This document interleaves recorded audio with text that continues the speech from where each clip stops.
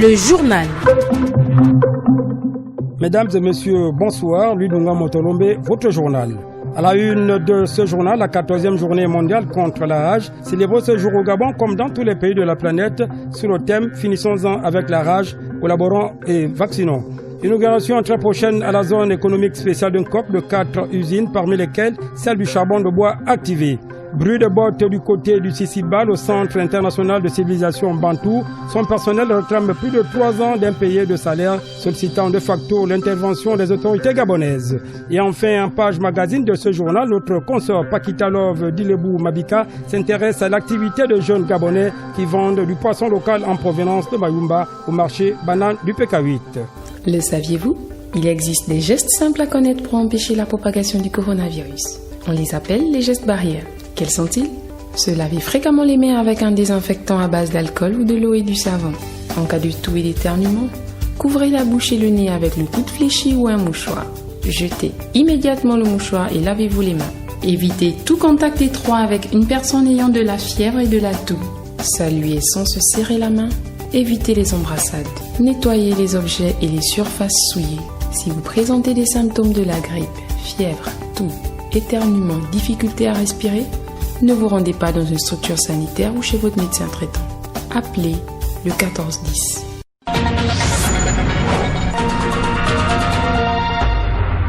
Rebonsoir, actualité onusienne en ouverture de cette principale édition d'information du soir sur Radio Gabon. Le Gabon, à l'instar de tous les pays de la planète, célèbre aujourd'hui la 14e journée mondiale contre la rage.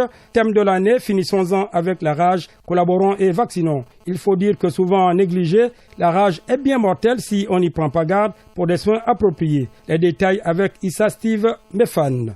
L'importance de cette journée est à plus d'un titre essentiel. Toutes les 10 minutes sur le globe, une personne meurt de rage, soit environ 60 000 victimes. Dr Félix Cyprien Biaou, responsable du développement d'élevage pour l'Afrique centrale, FAO. Les chiens errants, il existe des méthodes pour les vacciner, mais cela doit se faire dans un cadre bien organisé de concertation, un plan où tout le monde prend sa part de lutte pour qu'on puisse arrêter cette transmission. Parce qu'on sait une chose, un chien bien vacciné n'attrape pas la rage et il ne peut pas la transmettre.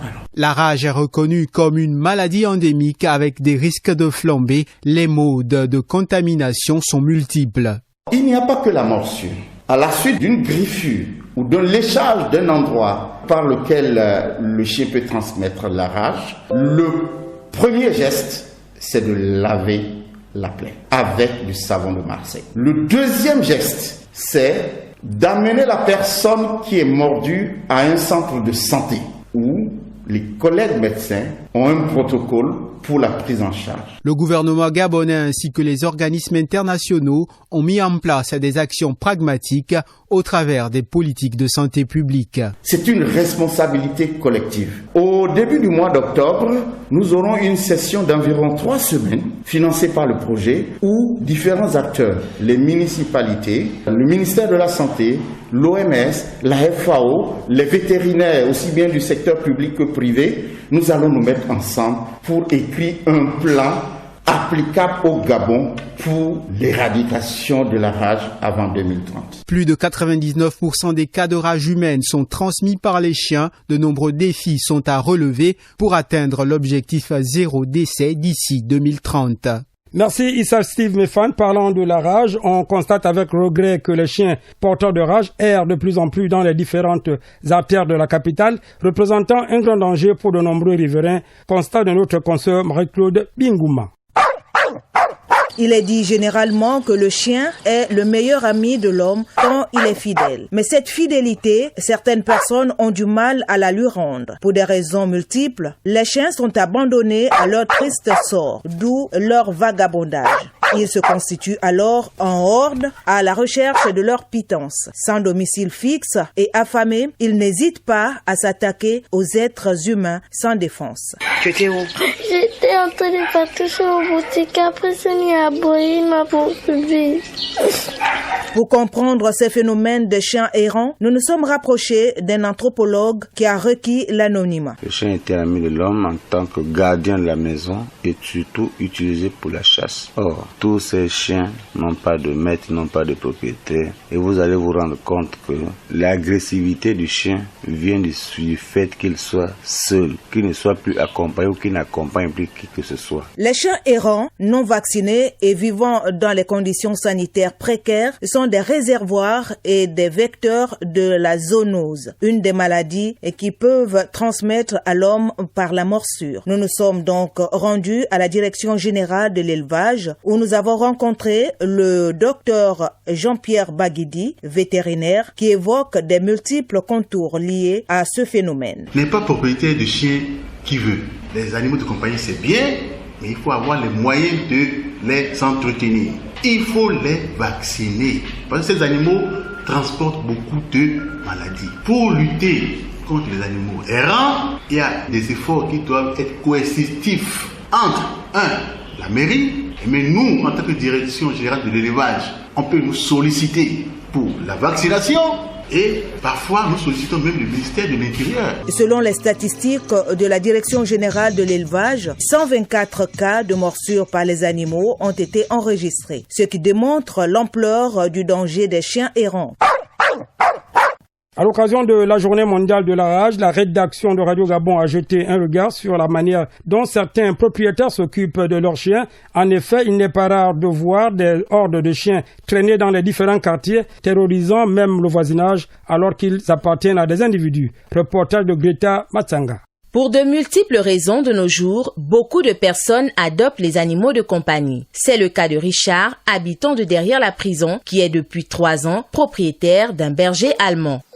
Je l'ai acheté comme ça avec quelqu'un que je connaissais bien. Comme dans nos quartiers, il y a un problème d'insécurité. Je me suis dit, pourquoi pas avoir un chien? Il mange ce que nous mangeons. Si nous mangeons du poulet aujourd'hui, c'est ce qu'il va manger. Enfin, généralement les restes. Puis voilà, on le nourrit comme ça. Si Rocky se nourrit uniquement des restes de table de son maître, qu'en est-il alors des visites chez le vétérinaire? Il sait que c'est ici chez lui, il part pas loin, il rôde aux alentours de la maison et pour qu'il ne puisse pas aussi mordre des enfants du voisin. Puis avec les moyens de base et emmener un chien chez le vétérinaire, c'est pas évident. Nombreux sont ces chiens, comme Rocky, dits domestiques dans notre capitale, qui ne sont ni vaccinés, encore moins dressés. Certains s'en prennent parfois au voisinage. J'ai passé pour moi, la barrière est ouverte, le chien est sorti, il est monté sur moi, il a commencé à me mordre au mollet. On a fait 12 points de suture. Si le pire a été évité pour ce garçon, tous n'ont pas cette chance. D'où les consignes données par le docteur Bilandres Biboutou. Dès lors que vous êtes propriétaire d'un animal, il y a 2 choses à faire. Obligatoirement, vous vaccinez et vous vaccinez votre chien. Et respectez les périodes de rappel vaccinal. Lorsque vous avez dépassé un jour, ça pose déjà problème. Et évitez que ces animaux n'aillent dehors contacter d'autres animaux qui ont des origines douteuses. Il faut prendre un animal chez quelqu'un qui a un agrément technique d'exploitation. C'est des chiens qui sont véritablement suivis. S'occuper d'un animal demande du temps et des moyens financiers. Et le non-respect des recommandations données par les experts expose à bien de dangers. Car un chien maltraité peut se retourner contre son maître.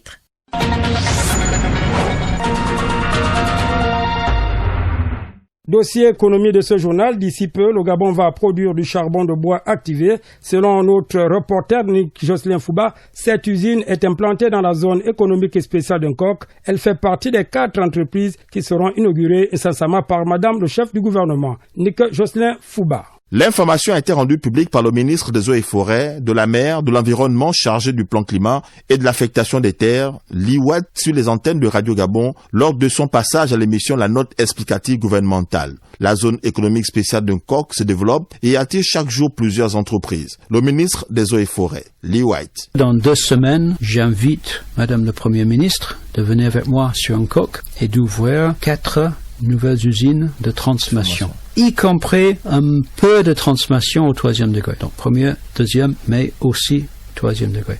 Et on a même quelque chose de très intéressant. Le fait qu'on met beaucoup de sociétés ensemble, on crée presque un écosystème des sociétés. Le gouvernement s'est lancé depuis quelques années dans une politique ambitieuse, transformer le bois sur place, avant son exportation. Bientôt, le Gabon va produire du charbon de bois activé. Donc nous avons maintenant une société qui est venue, qui fabrique le charbon de bois. On connaît tous le charbon de bois, on fait la cuisine avec le charbon de bois, mais il y a ce qu'on appelle le charbon du bois activé, qui est utilisé dans la médecine, qui est utilisé dans les filtres de l'eau, donc qui vaut beaucoup plus que les planches. Et maintenant, encore, tous les déchets de bois dur sont ramassés par l'usine de charbon de bois. On crée d'abord une première transformation, on fait le charbon de bois, et puis deuxième transformation, charbon de bois activé. On exporte ça, et les déchets qu'on brûlait l'année dernière sont maintenant un produit qui vaut plus que les planches, entre 600 et 800 euros la tonne. Le secteur forestier est considéré comme étant un secteur d'avenir. Le Gabon est un pays forestier couvert à hauteur de 85%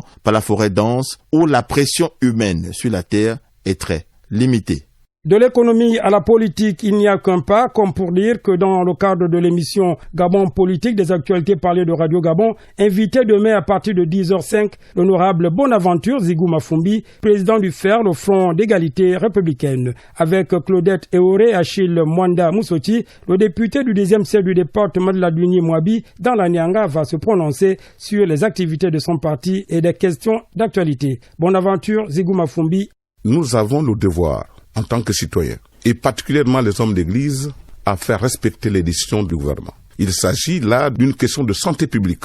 Les églises doivent être, en tant qu'éducateurs, les flambeaux de la protection de nos populations. Encourager des rassemblements et qui consistent à favoriser la contamination des populations, de mon point de vue, est une faute. J'invite les églises et tous ceux qui sont dans notre environnement social et politique, je dirais culturel, de respecter les mesures gouvernementales. Il y va de la santé publique, de la protection de nos citoyens. Ouvrir les églises, de mon point de vue, on aurait pu le faire déjà, mais par prudence. Nous connaissons comment nos populations se comportent. Quand on va à l'église, ça fait parfois les meutes. Lorsque vous êtes habité par Dieu, vous vous laissez entraîner et ceci a des risques. C'est pour cette raison que je ne condamne pas formellement la démarche de M. Moloka, mais je dis que les églises doivent avoir de la retenue et participer à la protection du plus grand nombre.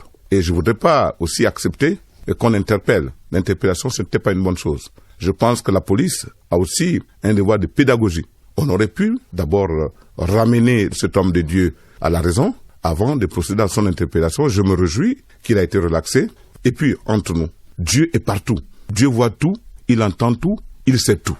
Ça voudrait dire, en d'autres termes, que les pasteurs et autres peuvent demander à leurs brebis de prier à la maison. Pour l'instant. Du côté du Sisiba, le personnel est en colère. Ces derniers ne savent plus sur quel pied danser. Ça fait plus de 3 ans d'impayés de salaire pour ces agents du Centre international de civilisation Bantou. Ils en appellent à la médiation des autorités gabonaises. Issa Steve Mefan. Des sons inhabituels au siège des Nations Unies à Libreville. Vraiment, ce n'est pas un mouvement habituel ici, parce que ici, c'est un environnement international. Mais le personnel local du Sisiba se voit un peu obligé de troubler la bonne quiétude de cet environnement. Parce que il y a quasiment 3 ans, vraiment jour pour jour, que nous n'avons pas de salaire. Pour cause, les agents du Centre international des civilisations Bantou Sisiba expriment leur douleur. Jean Chalbert Hanzé, un agent du Sisiba, porte-parole de ce collectif. Ayant supporté, ayant fait des démarches qu'il faut auprès des hautes autorités de la République, nous nous sommes décidés de faire un petit mouvement pour que, au moins, le regard extérieur ait un point de vue de ce qui se passe ici. Le Sisiba est une institution internationale qui a pour siège le Gabon. On doit manger, on doit se laver, on doit s'habiller et on a autour de nous des familles qui nous voient partir chaque matin pour un travail. La plupart d'entre nous sont locataires. Nous devenons quasiment la risée de notre environnement. Mais sans que personne ne s'y intéresse. C'est pourquoi aujourd'hui, on est obligé de faire ça. Vraiment, c'est pas de gaieté de cœur qu'on en arrive là. Ces agents en appellent à la médiation du gouvernement gabonais abritant le siège du Sisiba.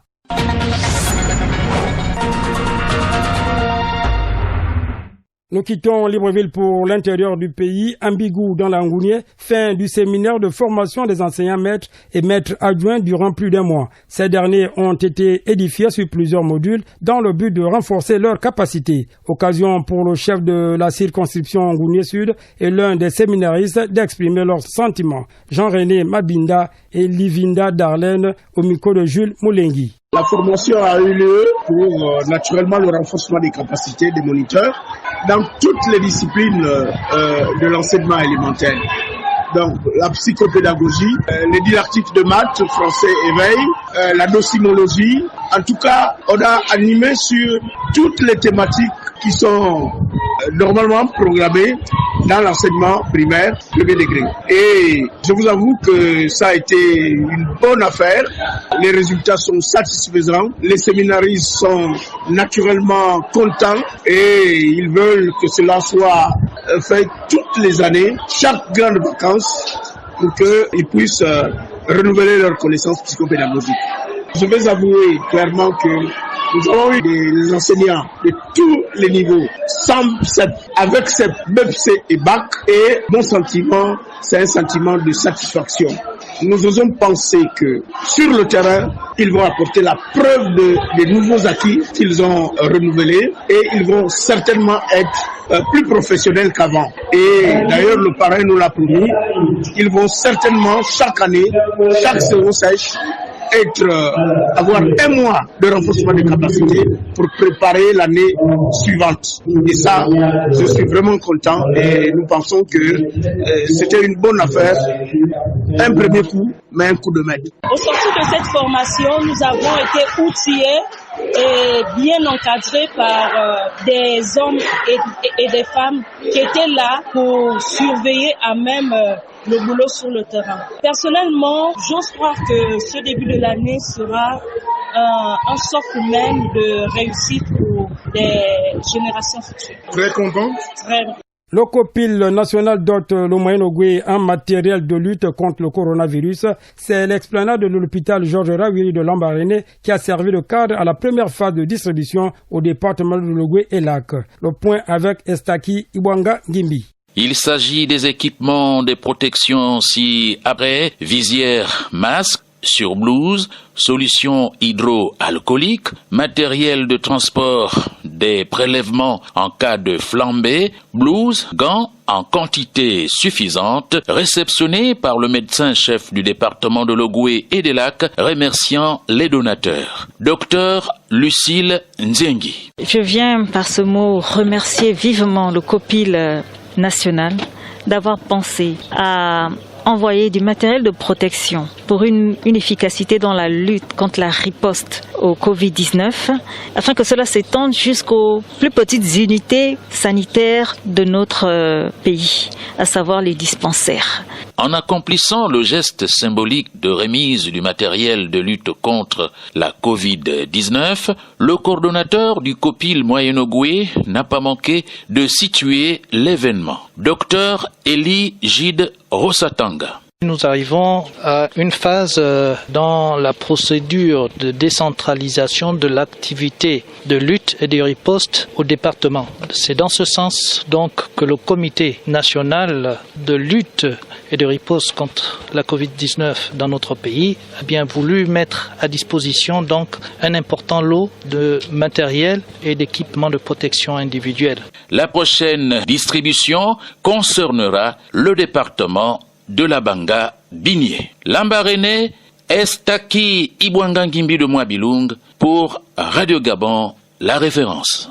La pandémie du Covid-19 continue de ralentir en Afrique avec une baisse légère de 2% et une diminution de décès. Toutefois, l'OMS, l'Organisation mondiale de la santé, demande à ce que les Africains soient prudents. Le bilan épidémiologique de quelques pays africains avec Caroline Assoum-Mombe. Selon le bureau régional de l'Organisation mondiale de la santé pour l'Afrique, près d'une trentaine de pays africains ont enregistré une diminution des nouveaux cas avec plus de 50% dans 6 d'entre eux. Il s'agit de Sao Tomé et Principe avec 89%, de l'île Maurice 75%, du Botswana 69%, du Lesotho 61%, Seychelles 67% et du Sénégal avec 55%. Dans le même temps, une augmentation est perceptible dans une quinzaine de pays dont le Niger avec 35%, le Soudan du Sud 80%, la République démocratique du Congo 65%, le Tchad 62% et le Mali avec 55%. Ces chiffres démontrent qu'il y a une hausse du nombre de nouveaux cas sur la même période. Le continent africain recense maintenant plus de 1,5 million de cas de Covid-19, dont plus de 34 000 décès avec un taux de létalité de 2,5%. 2,4% et un peu plus de 1 million de personnes guéries. Aujourd'hui, l'Afrique du Sud reste le pays le plus touché du continent africain et se classe au 8e rang mondial, bien que le nombre de décès y soit relativement faible, avec une diminution de 14% des décès. Contrairement à l'Éthiopie qui connaît une augmentation des décès, soit 7% avec 6 et 5% du nombre de cas. Malgré cette tendance baissière en Afrique, l'Organisation mondiale de la santé appelle tout de même à la prudence. Sans transition, l'actualité hors de nos frontières avec vous, Tiane Davila Lingibini. Bonsoir. Bonsoir, Lindunga. Allons en Guinée-Conakry où 11 ans après les massacres du 28 septembre, le pays réclame toujours justice. Les victimes attendent toujours le début d'un procès pourtant promis pour 2020.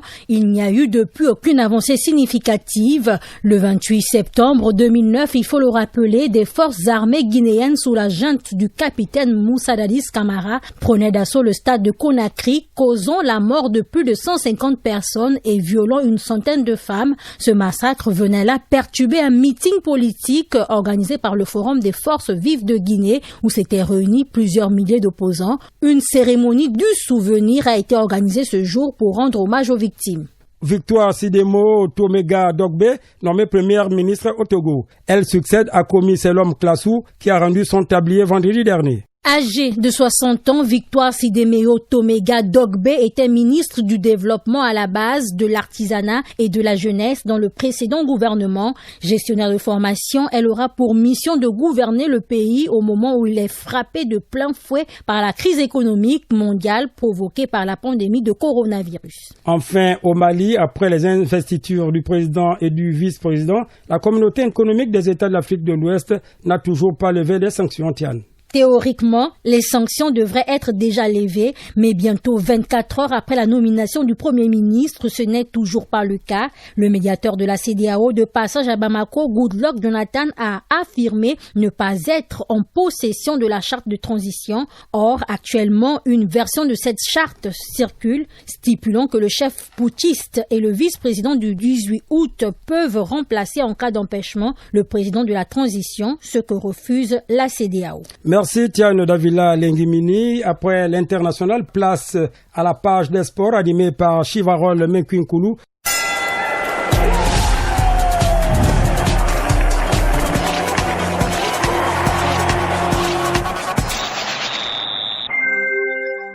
Nous ouvrons cette page de sport avec cette triste nouvelle suite au décès le week-end dernier de Théophile Vinga, ancien arbitre assistant international FIFA. L'instructeur des arbitres et vice-président de la commission provinciale des arbitres de la Ligue de football de l'Ogooué-Maritime laisse un grand vide. Suivant ce témoignage de James Patrick Mbibio, ancien arbitre international FIFA. Il est au micro de Jean-Claude Boussougou Boulingi. Je garde de Théo un garçon sérieux dans le travail, un garçon très respectueux, un garçon qui a tout donné pour l'arbitrage. Il était arbitre assistant international, il a participé à plusieurs compétitions. Donc aujourd'hui, nous sommes sous le choc. Nous sommes sous le choc d'avoir perdu un frère, un ami. Nous avons, lui et moi, arbitré la finale de la Coupe de l'Indépendance à Lambaréné en 2011. Ensuite, nous avons officié quelques matchs ensemble ici, avant que je n'arrête en 2011. Le souvenir que je garde de lui, c'est le souvenir de quelqu'un rompu à la tâche, quelqu'un qui aimait ce qu'il faisait au niveau de l'arbitrage et au niveau professionnel.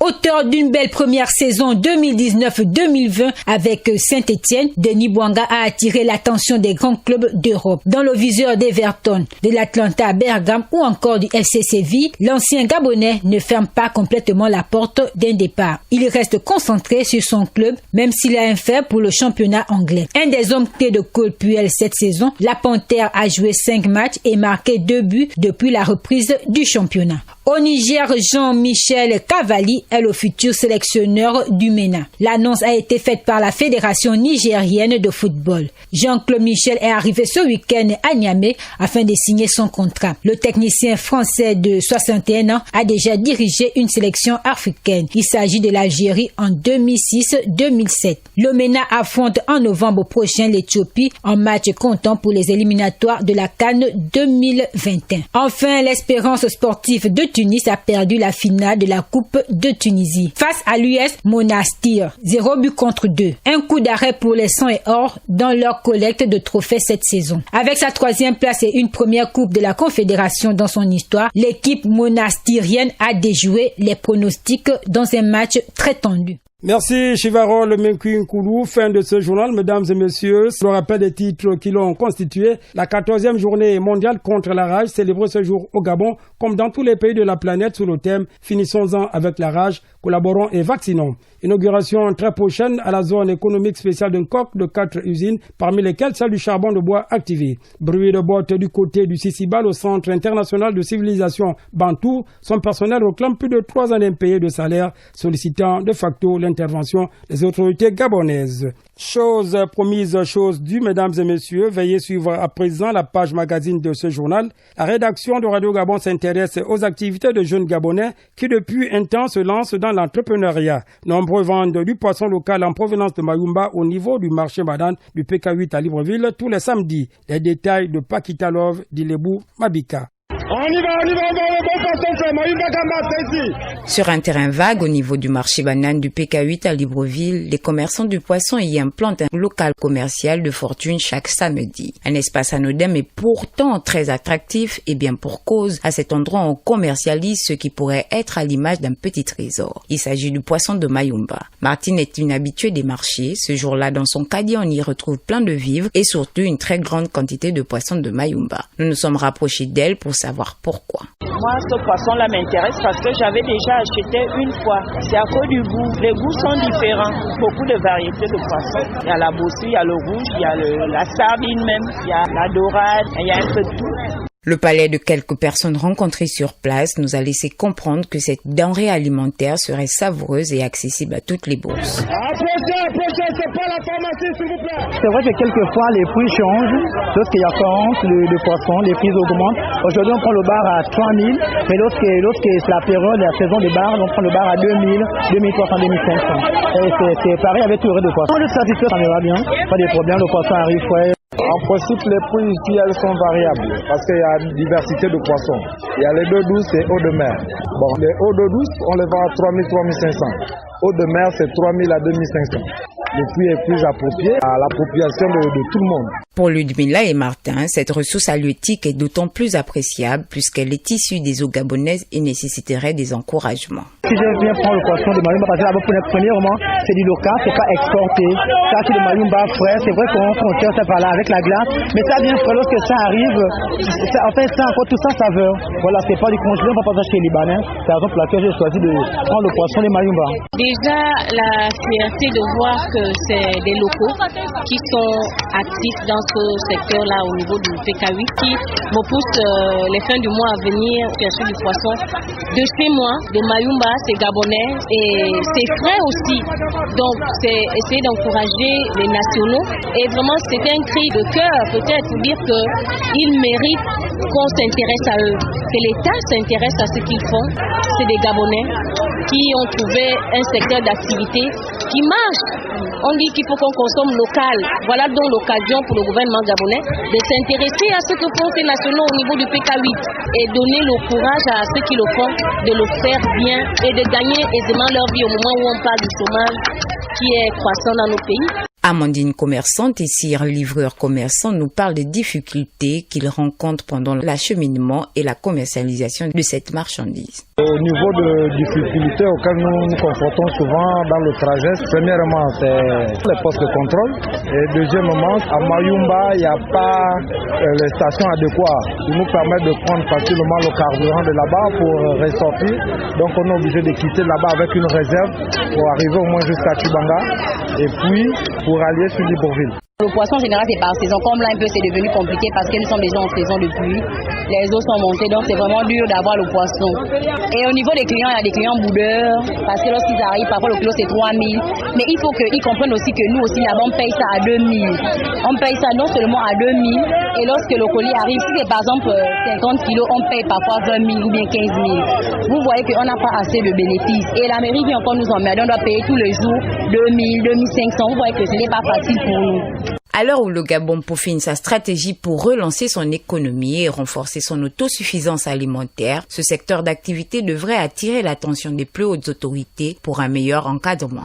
Voilà, à la rédaction Greta Matsanga, montage Herman Osunga, à la technique Leopold Lombo Mazoku, la force tranquille d'Ingolandjonjo, Lidunga Moutolombe. Au revoir.